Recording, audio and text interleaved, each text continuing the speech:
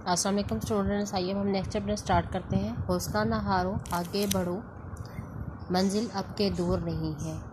कि हमने अपने प्यारे वतन पाकिस्तान को बड़ी कुर्बानियाँ देकर बनाया। इस सरजमीन पर रहने वाले सब लोग एक कौम है और इंशाल्लाह एक कौम रहेंगे। कोई भी इस कौम के हौसले पस्त नहीं कर सकता और ना ही हम किसी को ऐसा करने की इजाज़त देंगे। ठीक है। पाकिस्तान के गोशे गोशे में इसकी खातिर कुर्बान होने वालों की तादाद कहानियाँ बिखरी हुई हैं। आइए आज हम आपको पाकिस्तान के एक कस्बे में रहने वाले एक बहादुर माँ का वाक़या सुनाते हैं। ठीक है। इनसे मिलिए, ये है हमारी बीजान, पूरे कस्बे का एक जाना पहचाना नाम। ठीक है। ये कहानी है एक गांव की कि वो किस तरह उन्होंने अपने वतन के मोहब्बत में अपने बेटे को कुर्बान किया। ठीक है। तो ये बीजान पूरे कस्बे का एक जाना पहचाना नाम है। बीजान इंतहाई बहादुर और दिलेरी का पैकर है। हाँ भाई, बहादुर और दिलेरी क्यों ना होती, वो एक शहीद की बेटी और एक शहीद की बीवी और एक शहीद की माँ है, जिनके प्यारों ने अपने वतन अजीज़ पाकिस्तान की हिफाजत करते हुए अपनी जान आफरीन के सुपुर्द कर दी। ठीक है। बीजान हमेशा पुरज़्ज़म रहती हैं। वो बड़ी जुरात और हौसलामंदी से हर किसी के मसले का हल ढूंढ लेती और इसकी खूबी की वजह से कस्बे का हर छोटा बड़ा उनकी इज़्ज़त भी करता और उनकी कदर की निगाह से भी देखता।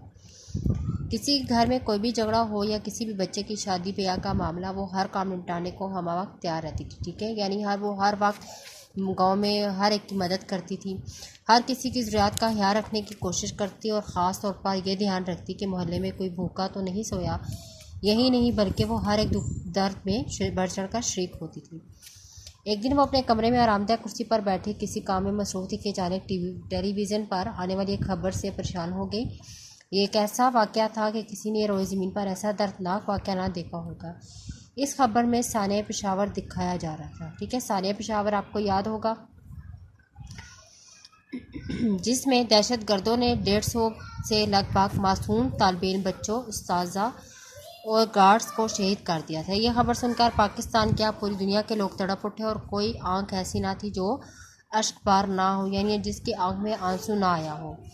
इस खबर में शहीद होने वाले बच्चों की तस्वीरें देखकर बीजान के तमाम दुख फिर से ताज़ा हो गए। तो शहीद होने वाले के बच्चों में उन्हें अपना बच्चा अहमद ही नज़र आ रहा था। ठीक है। उन्हें आज भी वो ये दिन याद था कि कैसे उन्होंने अपने छोटे से बच्चों को दिन रात की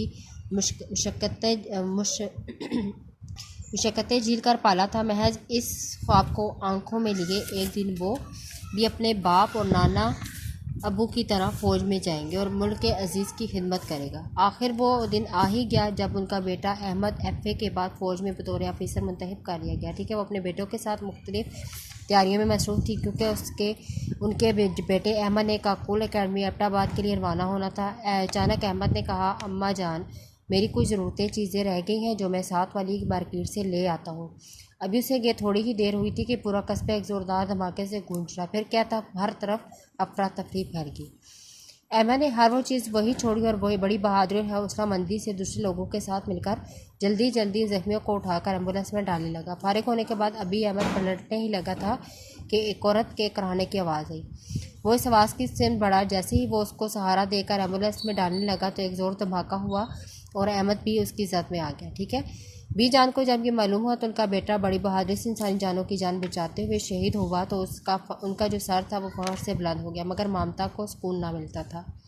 ज़ाहिर माँ थी और माँ जो अपने बच्चे के ममता की तड़प में वो जो है वो रोती थी। वो बार बार अपने आप से और माशरे से सवाल करती है कि कैसे दुश्मन है जो काली भेड़ों की तरह हमारे अंदर ही छुपे हुए हैं, हम इनको कैसे पहचानें, हम इनके इरादे क्या हैं और ऐसा क्यों कर रहे हैं। हम अपने बच्चों और इस जैसे नालाहक शहीद लोगों का खून किनके हाथों में तलाश करें। आज सानिया पेशावर में स्कूल पर हमले के बाद ना सिर्फ बीजान बल्कि सब पर आया हो गया कि इन दरिंदों का असल मकसद क्या है और वो क्या चाहते हैं। बस वो अब ये सोच रही थी कि इनसे कैसे बदला ले। ऐसे में उनके कानों में मिली तरानों की आवाज़ आई कि हौसला ना हारो, आगे बढ़ो, मंजिल आपके दूर नहीं। सारी रात वो इसी सोच में गुम रही। सुबह फजर की नमाज़ पढ़कर आखिर वो एक फ़ैसले पर पहुंची कि बीजा ने सबसे पहले कस्बे के तमाम लोगों को जमा किया और फिर आपस में मशवरे के बाद बोली कि अब वक्त आ गया है कि अफराद की पहचान कौम के हर बच्चे, बूढ़े, औरत और हर जवान को करना है जिन्होंने मुल्क के अमन और अमान को दाव पर लगाया हुआ है। हम अपने वतन अजीज़ के किसी बात को उनका निशाना नहीं बनने देंगे। अगर हम चाहते हैं कि हम सुकून से रहें और अपने बच्चे इन सफाक दहशत गर्दों से महफूज रहें, तो उनके लिए ज़रूरी है कि हम चंद चीज़ों को अपनी ज़िंदगी का मामूल बना लें, ठीक है, जिसकी तैयारी आप सबको मेरे साथ मिलकर करना है। और इस कौमी काम में सबने बढ़ चढ़ कर हिस्सा लेना है और हर शख्स को दहशत गर्दी के नासलूक को ख़त्म करने में अपना अपना किरदार अदा करना होगा, ठीक है। तो स्कूल पर हमला करके दहशत गर्दों के ने साबित कर दिया कि ये दरिंदे हमें तालीम से दूर रखना चाहते हैं और जहालत से बड़ी कोई दालत नहीं। हमें इनसे बदला लेने के लिए सिर्फ ये करना है कि अपनी कौम को जहालत के अंधेरों से निकालना और इनकी रोशनी को मुल्क के कोने कोने में फैलाना है। इनके रास्ते में आने वाली हर रुकावट को दूर करना है। पहल मैं करती हूँ और इस काम के लिए अपने घर में एक आगाही सेंटर बनाती हूँ जो दूसरे मर्द और ख़वातीन को नागहानी आफात से ज़रूरी मालूमात देगा, ठीक है। और ये जो है ये ज़रूरी है, इनफरादी तौर पर हम सब कर सकते हैं। तो इन सब के लिए अब हम भी ये कर सकते हैं कि दहशतगर्दी से जो है हम अपने मुल्क को, अपने स्कूल को और अपने घरों मोहल्लों को हम कैसे बचा सकते हैं, ठीक है। तो सबसे पहले अपने मोहल्ले, कस्बे और टाउन की सतह पर अपनी मदद आपके तहत स्कूलों की तामीर और मरम्मत का काम करने की कोशिश करें। जिन स्कूलों में मुनासिब चारदीवारी नहीं उसे बनाने की कोशिश करें, ठीक है।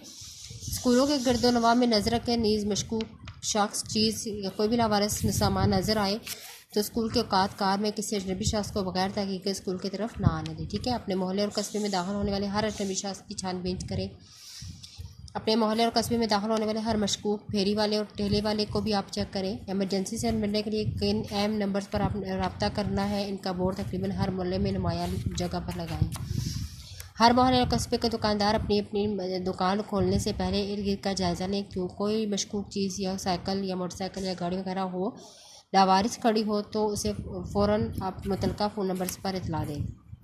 किराएदारों के लिए क्या है, किराएदार और घरेलू मुलाजिम को रखने से पहले मुतलका थानों से उनकी शनाख्ती कार्ड वगैरह की जांच पड़ताल और इंदराज लाजमी करवाएं, ठीक है। हर मोहल्ले और कस्बे में ऐसे आगाही सेंटर होने चाहिए जो लोगों को नागहानी हालात से निपटने के लिए ज़रूरी तरबियत दे और इस सिलसिले में तरबियत याफ्ता लोग आगे बढ़े, मसलन रिटायर फ़ौजी, पुलिस वगैरह के लोग। बीबी ने लंबी सांस लेकर फिर कहा कि दहशतगर्दी और कत्ले आम से डर कर खामोशी इख्तियार करने के बजाय जुल्म के खिलाफ हर सतह पर आवाज़ बुलंद करके हमें अपने अंदर ज़िंदा होने का सबूत देना होगा।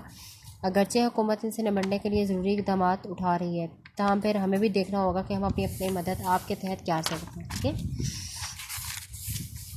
हम अपने घरेलू माहौल को बेहतर बनाना होगा ताकि बच्चों में मुहिब वतन और बामल इंसान बना सकें।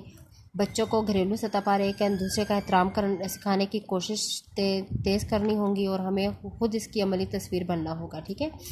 इसी तरह हमें अपने हमसायों के साथ भी तल्लुकात अपने बेहतर बनाने होंगे ताकि हम एक दूसरे के दुख दर्द में शरीक हो सकें और एक दूसरे के नज़रियातों का भी एहतराम करना होगा, ठीक है, जिस तरह हम अपने नज़रियातों का करते हैं। और आपस में मोहब्बत, रवादारी और बर्दाश्त के जज्बात को फ़रोग़ देना होगा। बाहैसियत पाकिस्तानी हम सब पर फ़र्ज़ है कि हम सब के जान और माल की हिफाजत करें और इस बात का खुसूसी ख्याल रखें कि तमाम मोहल्लों और कस्बों में मौजूद मुख्तलिफ़ मज़ाहिब के बनने वाले अपने अपने अकायद के मुताबिक अपने मजहबी इबादत और त्यौहार अमन सुकून के साथ मना सकते हैं, ठीक है। हर कोई एक दूसरे की खुशी और गम में बढ़ चढ़ कर हिस्सा ले, गरीबों और ज़रूरतमंदों की हर मुमकिन मदद करने की कोशिश करें।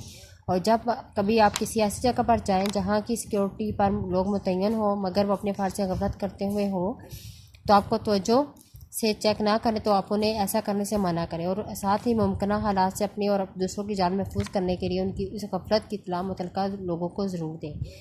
ऐसा करने से हम यकीनन खतरनाक हादसात से बच सकते हैं, ठीक है। मुझे उम्मीद है अगर हम अपनी मदद आपके तहत अपने मोहल्ले, कस्बे और टाउन की सतह पर काम करेंगे तो यकीनन हम दहशतगर्दी की लानत को जड़ से उखाड़ने में कामयाब हो जाएंगे। पाकिस्तान जिंदाबाद।